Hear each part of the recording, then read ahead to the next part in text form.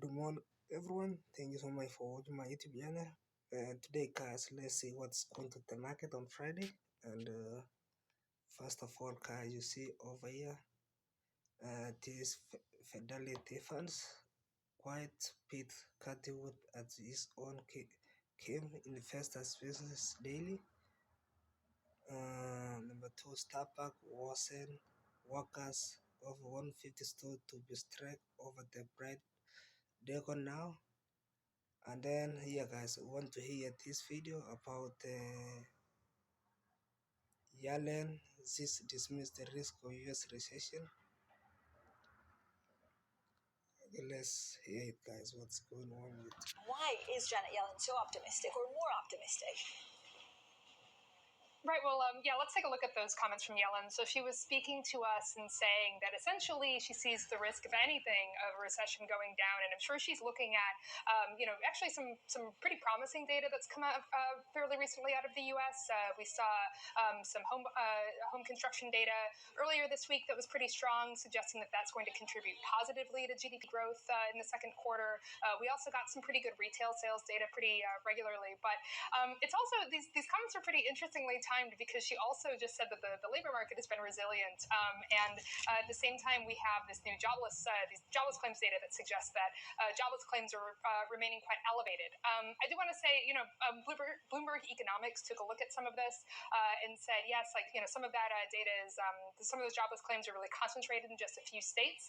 And ultimately, even though they see the labor market is cooling off, they've described kind of a gradual cooling this year. So, and I will also point out that Bloomberg Economics has pushed back their expectations for a recession a little bit, seeing something maybe hitting in the back end of this year. But I think what all of this is really telling us is that this is a very sort of tricky situation. We've seen with Jay Powell, just talking to lawmakers this week, and even what he said in the FOMC presser last week, that what the Fed's doing to target inflation, how it's balancing that against the economy, and whatever the economy's resilience may be. That's all a very That's it guys. And today some stocks is moving. Today guys, not much stock is keeping, like I don't see more stocks which is pumping right now. Maybe this seasoning. And you see there are 16 inches of MacBook Pro now available at the huge $950 discount. Central Park Wall Street, more pain is coming. So guys, when you see here guys, you say CNN is say more pain is coming. And you see Tesla there guys is 1% down today. iPhone card may soon hit Indian has. So that's guys good news for Apple. Let's hear guys about this Webflow see AI cold rise playing out in the tech. Let's get and hear it guys. And Dan, we just heard from our colleague Ed Ludlow there saying that at least over the CEO at Qualcomm, he seems to think that we could see some meaningful substance behind this as soon as next year. Look, Imagine is a 1995 moment. In terms of what we saw with the internet, I think there's a fourth industrial revolution that's playing out. And look, some will call it hype. I think it's just starting. I mean, if I look at NVIDIA, you look at Microsoft, Google, we're in the early days of what I view as an $800 billion incremental market opportunity, which is why I think right now this is the laser focus of every tech investor. It's interesting you kind of make that reference to, of course, 99, which we all know sort of ended up being the big bubble bursting. But then, of course, saying that this is more like 95. I think it's interesting, too, to see the types of companies, because we've been having this discussion on the air for the last few weeks about just how much garbage was out there back in the 90s when it came to .com companies and everybody putting .com on its name. I know we've seen some of that here with .ai, but it does seem like most of the companies that are at the center of this are well established. They have a track record of revenue growth, have strong balance sheets, and more importantly, they have a certain trust with investors. Well, that's the difference. And I think what you've seen is not just the Microsofts, the Googles, the Metas, and others. I can tell you, I mean, traveling the globe the last few months, it's as real of a theme and I'll talk, it's a 95 internet moment, a 2007 iPhone moment. I mean, that's really what we're seeing here sort of play out, because what this is doing is that for every dollar of cloud spend, we think 35 to 40 cents of every dollar. Now, incrementally, you could have AI opportunities and growth. And there's a lot of second, third, fourth derivatives. I think we're just in the early days of playing out. And that's why right now investors, they're looking forest to the trees. And it's not necessarily Fed speak and yields. I think everyone's looking through to see what this transformational growth theme that I view as something we haven't seen in 30 years.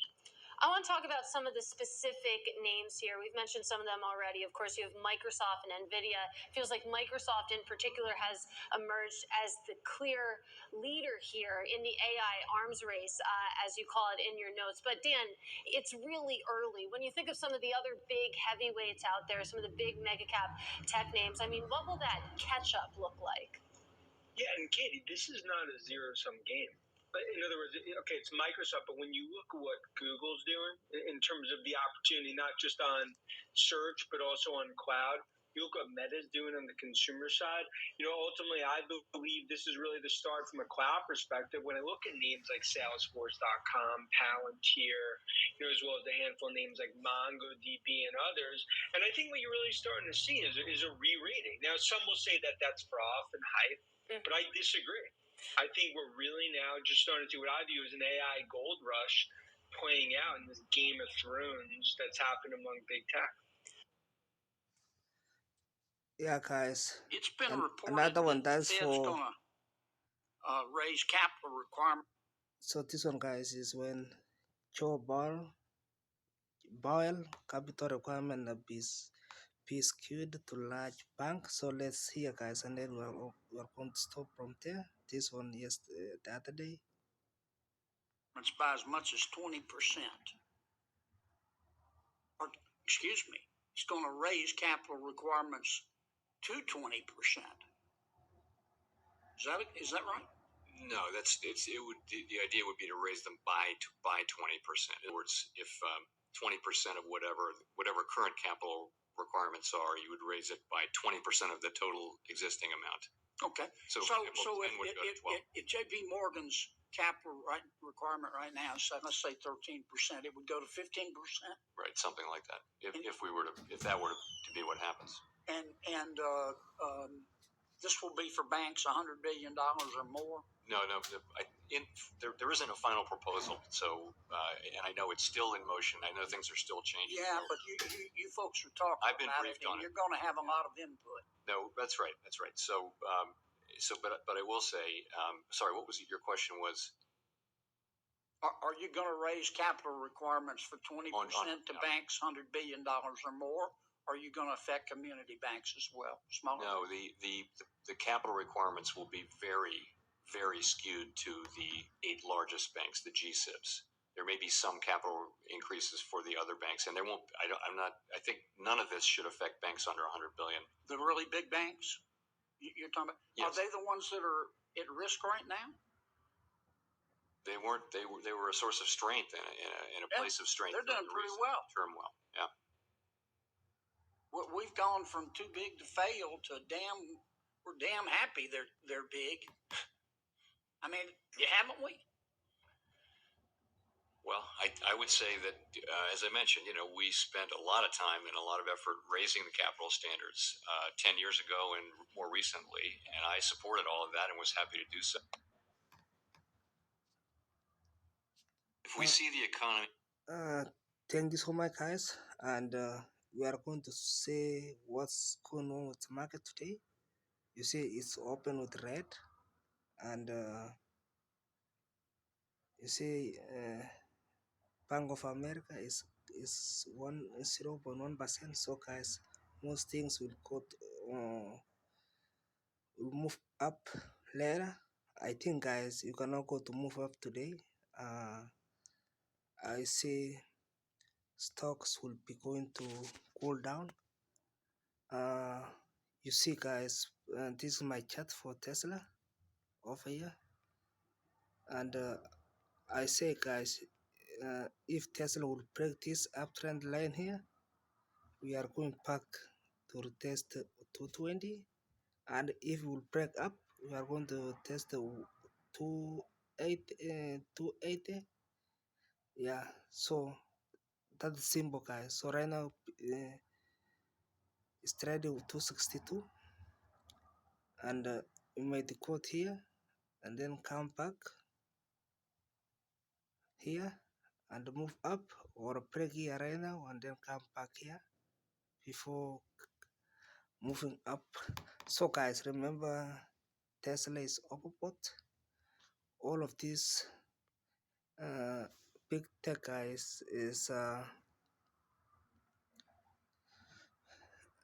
overbought, and the guys, core guys, and check the lithium guys is very limit, very less, and I see lithium stock guys will be pumping soon because there are less, there is scarcity, which will be highest demanded, and the stock will keep rising. I'm going to do more video about the lithium stock after this, guys. Thank you so much, and have a nice day. Bye.